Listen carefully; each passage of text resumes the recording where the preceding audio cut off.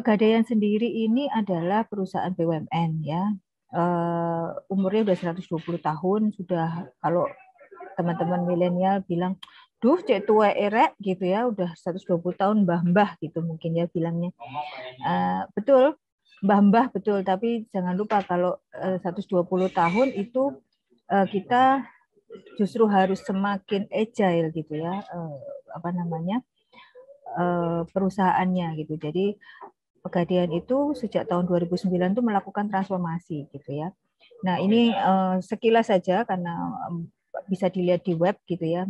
Karyawannya sekarang 14.700-an, 14.000 lebih gitu ya. Kantor wilayahnya ada 12, kantor areanya 61. Jadi Mbak Rizka itu ada di Kanwil Surabaya, Kanwil 12 gitu ya.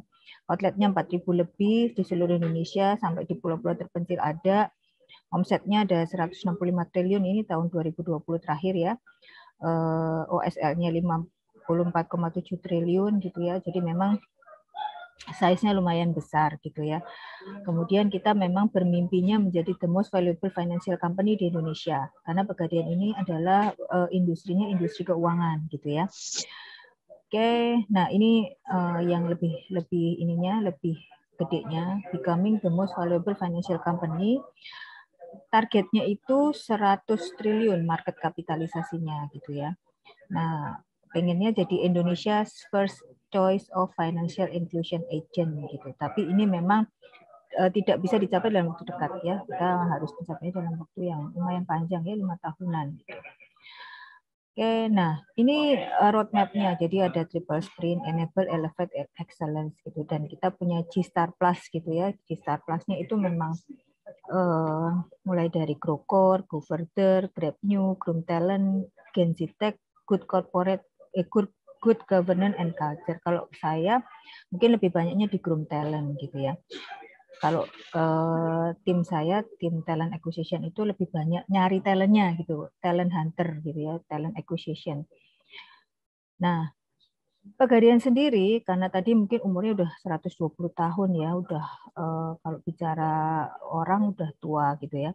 Tapi ternyata di Pegadaian sendiri itu kalau ada teman-teman yang mengetahui mungkin ada gaung INDI ya, Indonesia Industry 4.0 Readiness Index. Jadi di Pegadaian itu sudah di-assess gitu ya, sudah di-assess untuk industri 4.0 di bidang finansial, dan Pegadaian itu adalah industri finansial pertama yang disertifikasi INDI 4.0 dengan total skornya 3,41. Jadi memang udah lumayan tinggi gitu ya. Jadi di dalam INDI itu memang ada 5 pilar. Pilar manajemen organisasi, pilar orang dan budaya, pilar produk dan layanan, pilar teknologi, dan pilar organisasi perusahaan. Jadi skornya memang sudah di atas 3 semua. Jadi memang kita bicara kalau digital maju itu memang sudah lumayan gitu ya kalau di sini, karena memang perusahaannya sudah berada dalam taraf matang untuk menerapkan industri 4.0. Nah, kalau bicara skill, kita kalau secara company memang sudah seperti itu gitu ya. Nah, kalau kita bicara skill yang dibutuhkan atau yang dicari banyak perusahaan, nggak cuma Pegadaian sih sebetulnya, banyak perusahaan sudah mulai bergeser ke arah skill seperti ini. Jadi ya, skill yang paling 10 top 10-nya itu analytical thinking dan innovation. Mungkin teman-teman ngerasain ya, dulu mah kuliah bisa di kelas ya, habis itu kuliahnya online. Gadgetnya mungkin nggak cuma satu gitu ya, nggak cuma laptop, bisa pakai tab atau iPad, pakai handphone juga gitu ya. Semua bisa nyambung gitu. Jadi kalau Zoom itu teknologi itu bisa dimanapun dipakai, mau di handphone, mau di laptop, mau di iPad atau tab gitu ya, bisa. Nah, ini salah satu inovasi yang kita pakai gitu ya. Active learning dan learning strategis ini udah jelas kelihatan. Kenapa? Masa pandemi ini mau nggak mau aktif sendiri learning. Kalau dulu tergantung jam kuliah, kalau sekarang mah bisa learningnya dimanapun, kapanpun gitu ya. Complex problem solving. Memang ketika tidak kuliah jadi kayaknya nggak ada problem gitu ya. Tapi sebetulnya problem solvingnya ada. Bagaimana kita bisa menyelesaikan tugas-tugas kita dengan ya tidak ketemu muka gitu ya. How to-nya itu ini harus tetap bisa terasah gitu. Kemudian juga ada critical thinking dan analisis. Jadi harus kritis berpikirnya gitu. Creativity, originality dan inisiatif.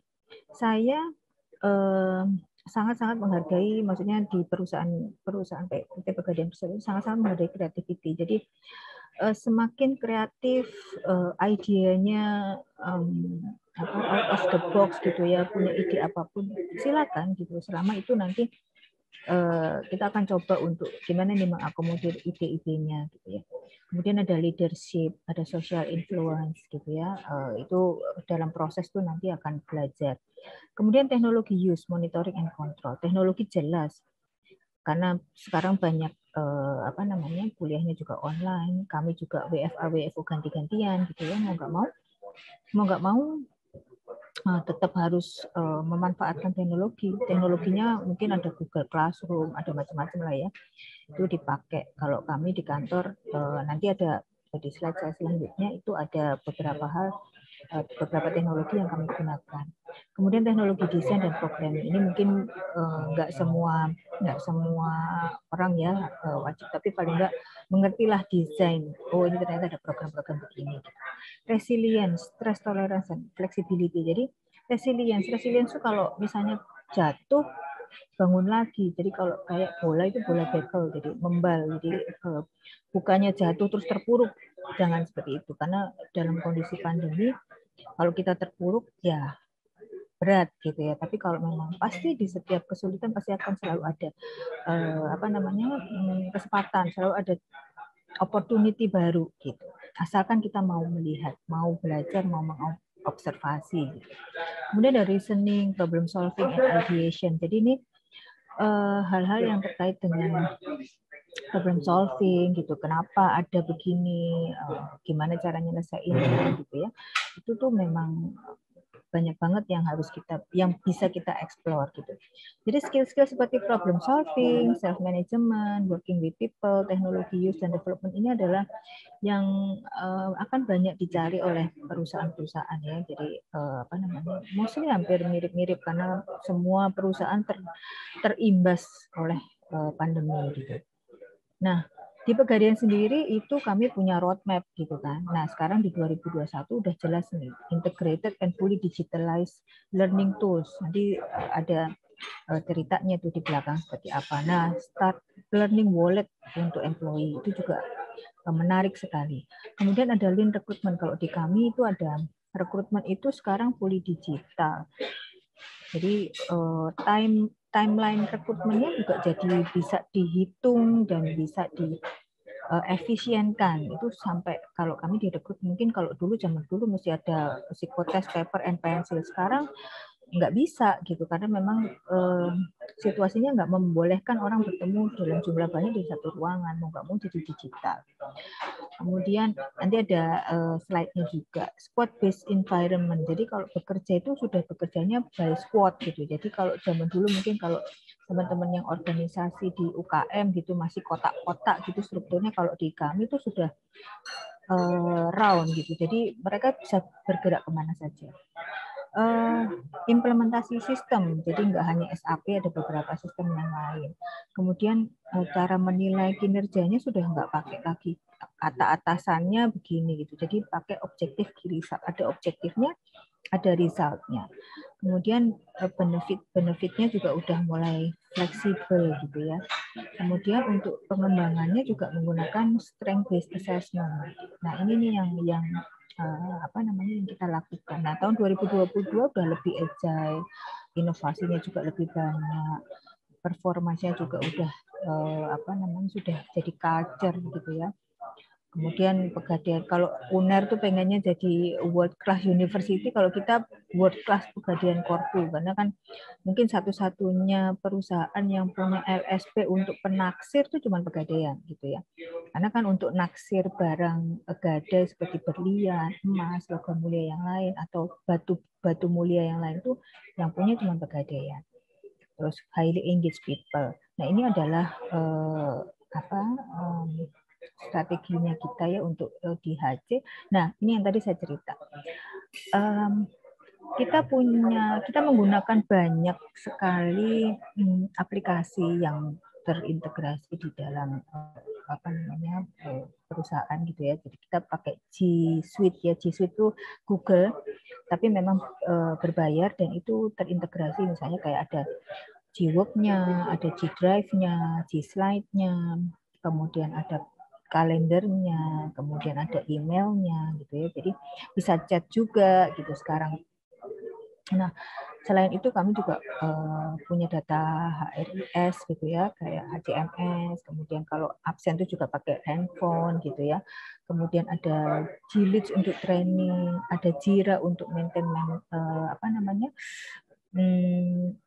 performance gitu, success factor itu untuk SAP-nya. Nah, banyak yang kita pakai gitu. Kemudian untuk financial, kalau misalnya kita mau ada biaya atau pembayaran konsultan itu kita pakai Stripe gitu ya. Jadi nggak lagi pakai kertas-kertas gitu. Jadi semua diupload ke sistem.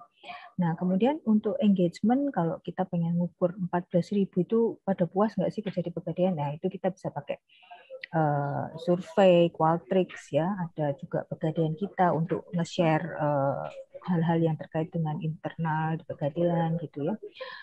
Gmeet gitu kalau untuk meeting-meeting, atau kita pakai Zoom gitu. Nah, yang tadi saya cerita ini training. Di Pegadaian Anda bisa bayangin dong, 14.000 harus di training. Kalau mesti didatengin dari seluruh Indonesia mah sangsara, karena pergerakannya pasti luar biasa. Nah, apalagi pas pandemi. Nah, ini kami menggunakan teknologi namanya G-Leads. G-Leads itu memang untuk training. Jadi trainingnya digital akhirnya. Jadi ada knowledge system management. Jadi nanti ada training-training yang memang wajib diikuti. Kemudian di situ juga ada library. Jadi bekerja sama dengan Gramedia.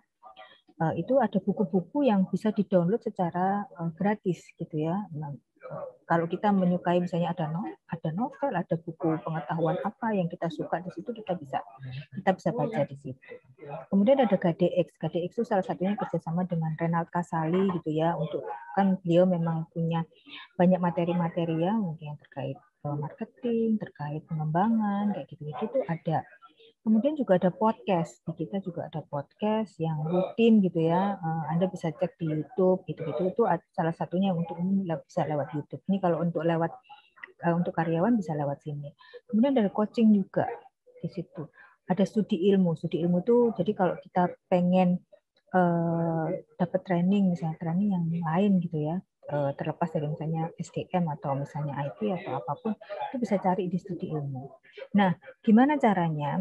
Setiap kali kita mengerjakan training, kita aktif misalnya ngasih kita ngeposting sesuatu gitu ya, pemikiran kita, ide kita, itu kita dapat poin gitu ya.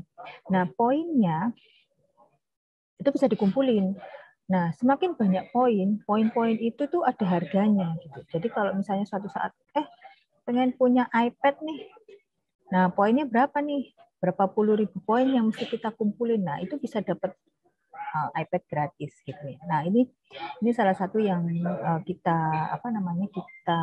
lakukan di Pegadaian, sehingga enggak lagi ada harus terikat tempat dan waktu untuk ikut training gitu ya. Jadi kapanpun, terus teman-teman yang aku pengen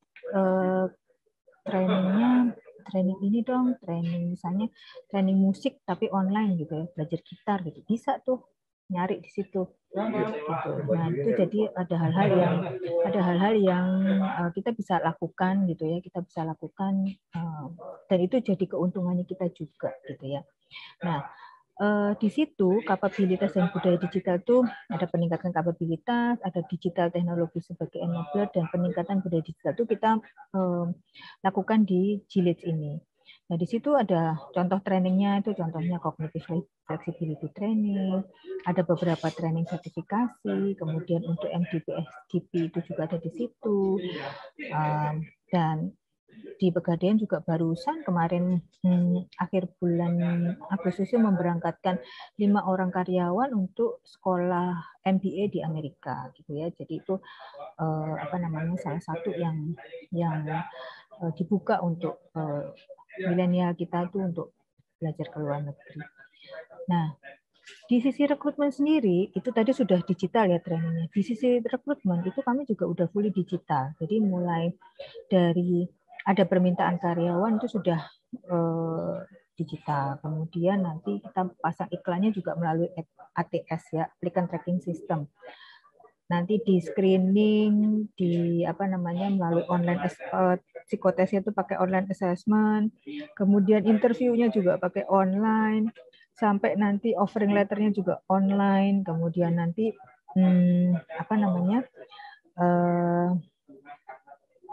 onboardingnya itu memang pas sudah masuk ya, datang masuk, tapi onboardingnya sebagian juga melalui online, melalui Jilid gitu. Nah itu yang kami lakukan sehingga dalam kondisi normal itu rekrutmen kami hanya sekitar 30 sampai 35 hari.